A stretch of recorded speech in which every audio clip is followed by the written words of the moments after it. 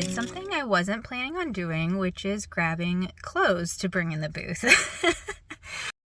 Welcome to day 16 of our month-long video challenge. Today, what I wanted to do is talk a little bit about something you might have noticed in yesterday's video. I did a very small hint in it, and that is that my sister and I were looking at clothes potentially to bring into the antique booth. Now, I've picked up clothes for resale before, but I've only ever sold them online and not in a booth or retail setting. However, when looking for clothes for ourselves, we kept finding really cute things that were not in our size, but that would look really good on other people. And so we decided that we would try and do a small little collection and throw it into the booth. So I want to sit down, go through what I picked up with you and why I picked it up, and then also do some tagging and some pricing today. All right, so please excuse the mess that is this room. I did not get to it yesterday in our cleaning video, but look at this giant pile of stuff I got. Now, this was only from 2 different places. The first Goodwill that we went to, and then also when we went to the Samaritan Center afterwards. And I really tried to be very picky about what I was picking up. Natalie and I made sure everything matched. We made sure it was in good condition. And I think what we picked up was really worth it. I'm gonna go through here and show you some of the pieces. The theme that we decided to go with was like a Valentine's date night theme, and that just so happened to come together while we were in the process of shopping through things based on what we were picking up and finding. We just happened to find a lot of really cute maroon and pink items in the process of shopping. One of those being this absolutely beautiful pink and maroon velvet dress, and I just thought it was so pretty. It would make the perfect Valentine's date night piece. It is in excellent condition, comes with this little tie, and it's super duper soft. I did try this on. It's a tad too big for me, but I think it'll go really well in the collection. Next item, which is this cute little knit top, I picked up because I felt like it looked very 90s, which is in at the moment, and I really like the color of it. It's not necessarily something that falls within the Valentine's Day setup, but I think it will go in hopefully my next collection of clothes that I bring in for spring. This is another piece that I picked up for the Valentine's Day collection. It's a very nicely made J. Crew piece, and it is 100% linen. It's in great condition, and I think this will be really cute layered with some other items. In keeping with the Valentine's Day thing, I picked up this very light pink sweater. I really wanted to keep the items we were picking up Cottage and light academia in style, and doing a little cardigan, button up, sweater is always perfect for that. This is from Appleseeds. It is vintage, and it's 100% acrylic, but it's very, very well made, and I love the style of it. In line with the light academia style, we have these amazing trousers. I love the pattern on them, and they are 100% wool. They're extremely well tailored, and they are my size, but they're a little bit tight because even though they're my size, vintage sizes run a little bit smaller than modern day sizes. So I picked these up, and I hope somebody will love them. I also found this very interesting block patterned sweater, and it's got this like darky, blushy pink on the back and a lighter pink on the front. And I thought it went really well with the block print dress and kind of fits the color scheme that we're going for the Valentine's Day collection. I don't think that you can go wrong with like an oversized sweater. And this one was 50% cotton, and the other 50% is something called rami, which I've never heard of before, and I'm not quite sure what kind of textile it is, so I think I might have to look that up later. But I love the color in it. It's in really, really good condition, and I think it'll go really well with the oversized stuff that's in style right now. Since we were going with the pink and maroon theme, I did pick up these corduroy. Now they are a skinny jean, which is necessarily not in anymore, but I always feel like if it fits well and it looks good on you, why not go for it? So I did go ahead and pick these up. They're in really great condition, and I think you could build some really cute outfits from them. This is the first piece that I picked up that kind of sparked the inspiration for a Valentine's Day drop. I love this American Eagle sweater so much. I love the cute little frill at the bottom. It's so soft. It's just a tiny bit too small for me.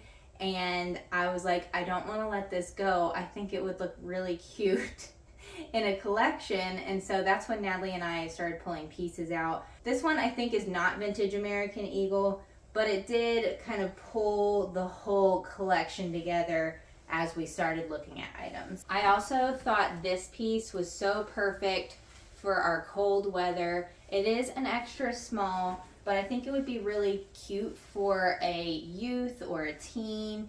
And I love that it's pink. It's very, very warm, and it is wool and polyester. Very well made, and I think it's the patterning that I like more than anything else. Then we have another maroon corduroy piece. I was just seeing maroon all over the place. This one is from a boutique that sells in the area. I picked this one up because I thought it went with the next piece really well, which is this kind of tweed style jacket. This is another piece that I fell in love with. I put it on myself, and I really, really like how it looks. So I really love how this one looks on. I think it would be adorable on top of multiple different items. You could use any of the pants in the combination, the skirts and things like that. It's very soft and well made. It's just a tad bit tight when it comes to the arm areas for me. I did consider picking this up for myself, but instead it will go in the collection for someone else to pick up. Up until now, everything I've picked up has been women's clothes in various sizes. However, I do think that in Grit and Grace Market, some things we need to bring in more of are men's clothing. We do have two sellers that bring in very small amounts of men's clothing, and they tend to sell really well. So I figured when I found some really nice jackets in the men's section that I would bring a few of them in as well. The first one that I picked up was this vintage windbreaker. It's in really, really good condition. It's a medium, and then the shell is 100% polyester, and then the lining's 100% nylon. But it was in such good shape, and I think it's a style that could transition really well right now into what's popular. So I did pick that piece up. The next one I grabbed was this larger chocolate brown coat. I've been very into chocolate brown lately, if you cannot tell from some of the outfits I've been wearing. But this coat is so beautiful. It's got insulation in it, so it's extremely warm. And this is a large 100% polyester and 100% wool on the outside. So like a very, very nice vintage wool coat that looks almost like it's never been worn. And I think this would be perfect for this time of year. The style is really well suited for someone who wants to wear something a little bit more dressed up if they're going out. I think my favorite find of the day was probably this men's jacket. It is also in a plaid type of pattern with chocolate brown and blue. And what I love about it is the fact that it says made in Cleveland, Tennessee.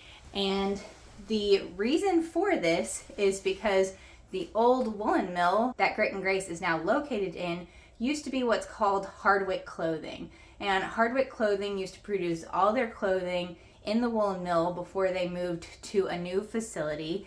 And they used to sell gentlemen's clothes. They made sure when they were sewing to match up a lot of patterns along the seams, so you can really tell the craftsmanship of a piece like this. And you can see that it does say Hardwick Clothing, Cleveland, Tennessee, established July 28th, 1880. So this is a really amazing find in my opinion, and I hope that someone falls in love with this piece. One thing I did notice when picking up clothing is how much more expensive an investment it can be when you're just buying at a thrift store. And I see now why people who sell solely clothing would go to the bins. You can get much more product when you pay per pound versus when you pay per piece going into the thrift store. Natalie tends to do a much better job than me when it comes to doing a particular style or being more informed about what is currently in trend when it comes to clothing.